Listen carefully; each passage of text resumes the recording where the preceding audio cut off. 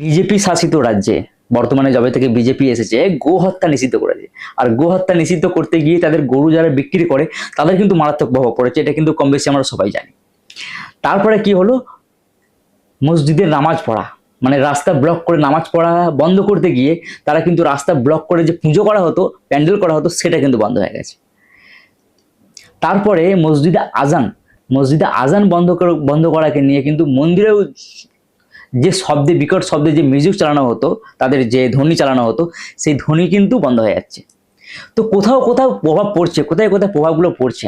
তো যাই হোক, আজকের ভিডিওটা আমি এইটা নিয়ে বানাতে চলেছি যে আদৌ কি রাস্তা ব্লক করে যে নামাজ পড়া নিয়ে, সেটা নিয়ে কিন্তু বিজেপি সরকার কি বলছে, এই সমস্যার সমাধান কি, আপনি কি করলে রাস্তায় আবার নামাজ পড়তে পারবেন, এটা নিয়েই কিন্তু আজকে পুরো ভিডিওটা আমি এক্সপ্লোরিং করবো। খুব ইনফরমেটিভ ভিডিও হতে চলেছে, অবশ্যই ভিডিওটা শেয়ার করুন এবং ভালো করে শুনুন আমি কি বলছি এবং কি বলতে চাইছি।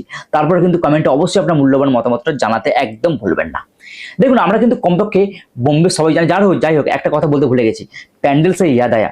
আমি এই কথাটা আপনাদেরকে বলে দিই যে তৃণমূল থাকাকালীন কিন্তু প্যান্ডেলে যারা পুজো কন্ডাক্ট করতো দুর্গাপুজোয়, সবাইকে কিন্তু একটা মোটা টাকা অনুদান দিত তৃণমূল সরকার থেকে। কিন্তু আমি যারা তৃণমূল সমর্থক যারা রয়েছে, বাকি আপনারা কিন্তু টাকাটা দিয়েছেন, যাদেরকে অনুদানটা দিয়েছেন তারাই কিন্তু ভোট দিয়ে আজকে বিজেপি সরকারকে নিয়ে এসেছে, এটা কিন্তু মাথায় রাখবেন। আচ্ছা যাই হোক, এটা কিন্তু আমার টপিক নয়। টপিক হচ্ছে, আমরা কম বেশি কিন্তু বোম্বে সবাই জানি, বোম্বেতে যখন জুম্মার নামাজ হয় রাস্তা ব্লক করে, তখন কিন্তু অনেক জায়গায় যেখানে যেখানে রাস্তা ব্লক করে নামাজ হয় সেখানে কিন্তু মিলিটারি জওয়ান থেকে শুরু করে এবং লোকাল পুলিশ প্রশাসন থেকে শুরু করে গার্ড দিয়ে কিন্তু নামাজ পড়ানো হয় আজকের তারিখে কিন্তু মহারাষ্ট্র কিন্তু এটা হয়। আর একটা কথা, আমরা একটা কথা আপনাদেরকে না বললেই নয়, যে এই যে হিন্দু মুসলিম ভারতে শুধুমাত্র ইউপি, বিহার, দিল্লি আর পশ্চিমবঙ্গ, এই চারটে রাজ্যতেই এত সমস্যা, হিন্দু মুসলিমের সমস্যা। ভারতে কি অন্যান্য রাজ্যে মুসলিম নেই? তাই এটা কিন্তু আমার টপিক নয়। আমার টপিক হচ্ছে রাস্তা ব্লক করে নামাজ পড়া। দেখুন, রাস্তা ব্লক করে নামাজটা তো বন্ধ হয়ে গেছে। কিছুদিন আগে আমি জুম্মা নামাজে কলকাতায় দেখলাম তারা রাস্তায় নামাজ পড়েনি, যদি ক্যাপচার হয়ে গেছে।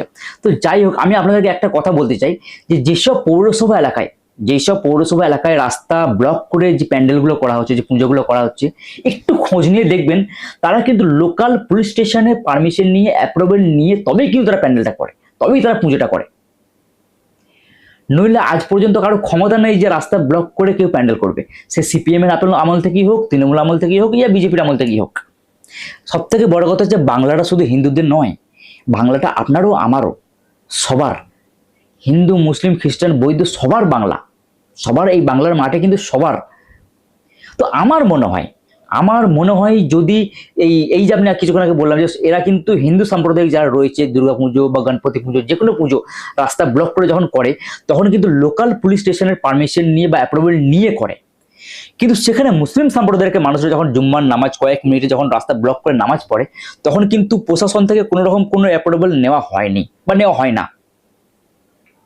দেখুন, বিজেপি শাসিত রাজ্যে কিন্তু যে আইনগুলো নিয়ে আসছে বা যে আইনগুলো আসবে, সে আইনগুলোকে আমাদেরকে মেনে নেওয়া কিন্তু দরকার, এবং এটা আমাদের জন্য মঙ্গল, আমার আপনার সবার জন্য মঙ্গল। নইলে কিন্তু মারাত্মক সমস্যা আপনার আমার হতে পারে। আইন কিন্তু সবার। তো সেই জন্য যে আইনটাই ওরা পাস করছে, যে আইনটাই ওরা পশ্চিমবঙ্গে রিলিজ করছে, তো সেই আইনটাকে আমাদের সসম্মানে অ্যাকসেপ্ট করা দরকার। ওরা করেছে জুম্মার নামাজ বন্ধ, তো বন্ধ, এটা মেনে নিতে হবে, কিছু করার নেই।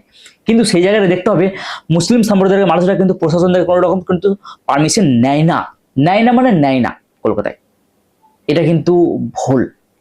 সেখানে কিন্তু হিন্দু সম্প্রদায়ের মানুষরা কিন্তু পারমিশন না নিয়ে কিন্তু রাস্তা ব্লক করে প্যান্ডেল করে না।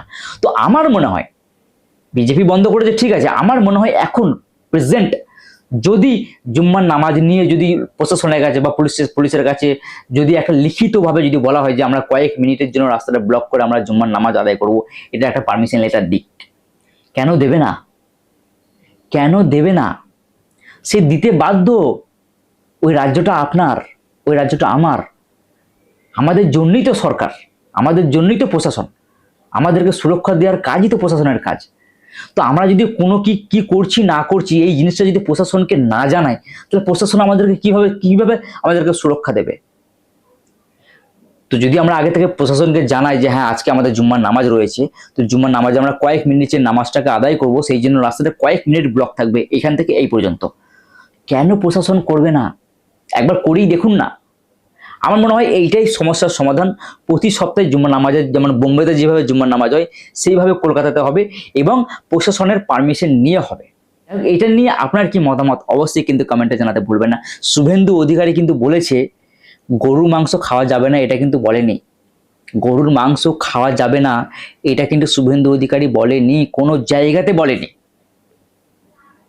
এটা নিয়ে নেক্সট ভিডিওতে আমি এক্সপ্লোর করছি গরুর মাংস নিয়ে।